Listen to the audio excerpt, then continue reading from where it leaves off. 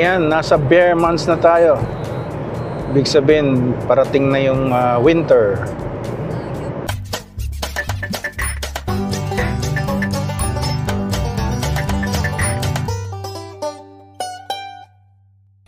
Yeah, boy. Ayan, no? Ayan, nag-yellow na yung mga dahon. Tapos, mamatay na yung mga dahon na yan. Wala na kasi yung kanilang chlorophyll. Yan, so yung mga dapat mong gawin bago yung snow is mag-change ng tires, snow tires dito sa North BC, no? From October 31st to March 31st, I believe it's required. Kailangan may snowflake ang nakalagay sa gulong. Ayan. Ano pa? Sa bahay, kung may duct kayo, dito yun din ang nag-duct cleaning. I think we're gonna do that para hindi mabaho yung duct. Yan, di tayo nakapag-upload masyado dahil nga simula nung nabaril si Charlie Kirk, political kasi yung subject niya. Napag-isip-isip ko, ganun ba talaga kasama na ang mundo? So parang naglaylo muna tayo, no? So ano sa palagay nyo, kailangan bang pag-usapan ng political sa vlog ng isang tao o ganoon talaga ata, no? Sa rin, nagkakagulo sa bansang Pilipinas dahil sa flood control projects.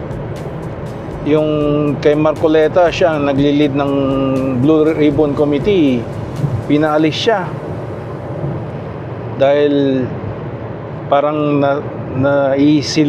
siwalat na yung mga nasa puno, no? Yung mga gusto lang nilang isiwalat yung mga kontraktor ba. Kaya yung nagiging parang nakikinita na nila na parang maisisiwalat yung mga nasa taas, gaya nila, Tito Soto. Parang pinalitan siya, no, ni Ping Lacson ata. So that way, hindi ko na masyado pinapanood dahil nakaka-stress lang sa mga bagay na ganun. At least alam na natin ang patutunguhan na yung nasa laylayan lang ang kanilang gustong parusahan, no? Yung mga nasa taas parang gusto laging playing safe. Dapat mag-umpisa nga sa taas. Yung mga nasa laylayan nanggaling sa taas yan. Ang nangyayari sinisisi pa doon sa mga nasa laylayan. So doesn't make sense, no? Ay, kumusta? It's ngayon, Biyernes, maulan, September 26. We're on our way to elementary school para mag-service call. So yan, dilaw na lahat ng karamihan. Yung mga kasi pine tree, mga evergreen, all year round green sila, hindi sila nag-change. Yung pine tree sa bahay na kasi yung isang malaking pine tree parang babagsak, so ng city, no, inalis. Tapos yung mga katabi niyang pine tree parang siguro nagtampo, kaya na rin sila, parang dry na rin sila, brown na. Rin sa sa city na tatanggalin daw nila, sabi, by the end of September. Ngayon, 26. So anytime soon they're gonna take it out. anyways, yung nangyari ngayon sa mundo, sa Canada, naano tayo ni Donald Trump na yung nag-speech siya sa UN Assembly. Ang sabi niya doon countries na are going for green energy, basically lahat electric ganyan, magiging are going to hell. Sabi niya ganun sa UN Assembly. Which is he's saying the truth, no? Kasi we should Canada is rich in oil and energy, so we should relinquish that oil or drill the oil out, right, and then sell it to outside of Canada. Kaya nga nagagalit ang ang Alberta sa federal government dahil pati Saskatchewan na rin. Dahil yung mga in-announce na project, yung nasa BC sa Kitimat, ano na yun existing project na yun Tapos pinapalabas ng liberal government na bagong project, no, pati yung mga housing, may mga fake para lang sa picture, yung nasa background ni Mark Carney. So masyadong naano na tayo ng over 10 years the same liberal promise. Wala nang pagbabago. Ang ginawa lang nila is kaya na elect si Trudeau is dahil sa gusto ng Canadian at that time is illegalize yung marijuana, no, which is nangyari nga.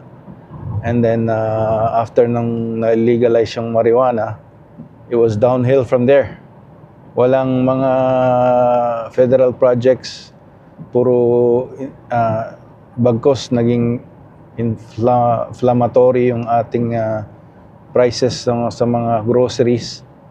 Yung presyo ng housing, bahay is tumaas. Yan, no? Tapos tumaas din ang crime dahil sa kanilang catch and release na minsan may condition lang na mag-promise lang daw yung criminal o yung ng something promissory note at ma-house arrest lang, no? So it's very lenient ang punishment sa mga bagkos yung mga napapunish pa yung mga kagaya nung may napatay yung may nag-invade sa bahay niya, tapos pinasok siya. Ewan ko, wala naman atang hawak yung nag-invade sa kanya, pinasok sa bahay niya ng baril. So, but yung may-ari ng bahay may baril, and then napatay niya yung pumasok ng bahay yung pinasukan siya ng bahay ng rubber. Yung ang inano pa inindict o binigyan pa ng kaso yung nakapatay na napasukan ng invasion sa bahay niya, no? So it doesn't make sense, right? So yun, dapat baguhin natin lahat yun. Kaya tapos yun yung mga nangyayari ngayon dito, yung pa ni Charlie Kirk, yung widow ni Charlie Kirk, she was a very strong woman. Siya na she had forgiven yung pumatay sa kanyang asawa. I forgave him.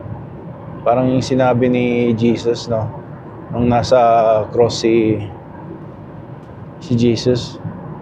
So it was a very touching moment.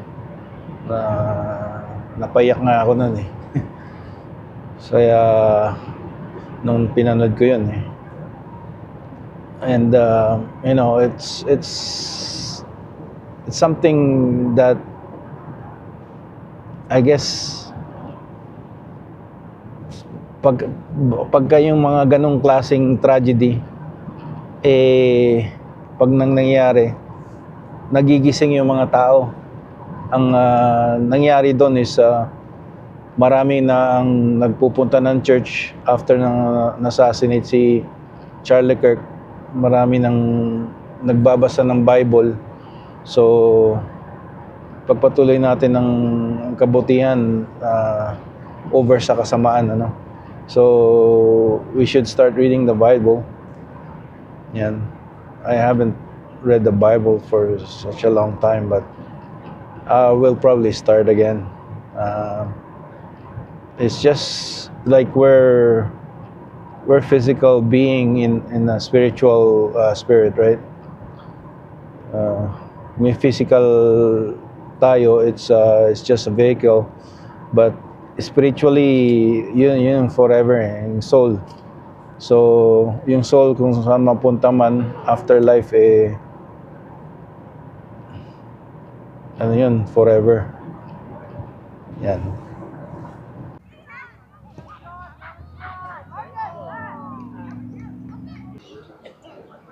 Yan, dito tayo sa CN Center.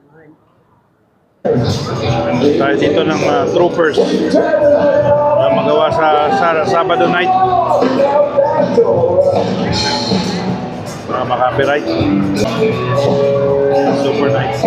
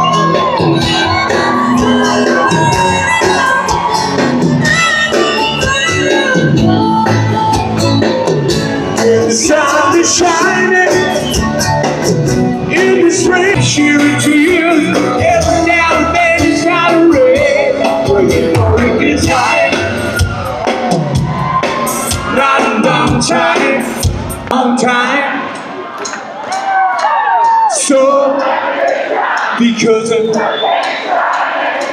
sun can't shine where you shine. Sun can't shine so because of that's right, baby. Thank you.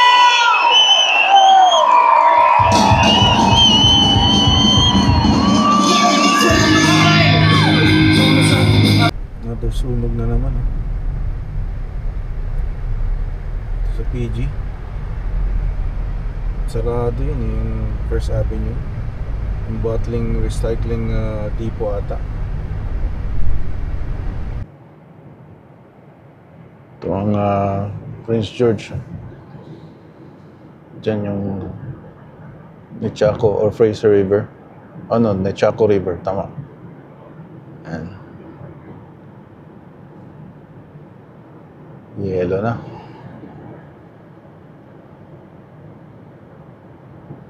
May boat lounge dito. Usok ko. Fire. Ikot tayo para maiwasan yung fire na yan. Kailangan natin mag-left dito. Sarado na naman siguro yan. Dati doon yung sunog Yung daming nasusunog lagi dito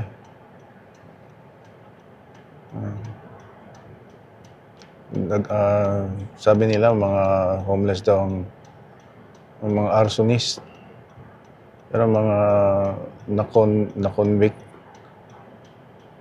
yung mga gumagawa ng sunog dyan.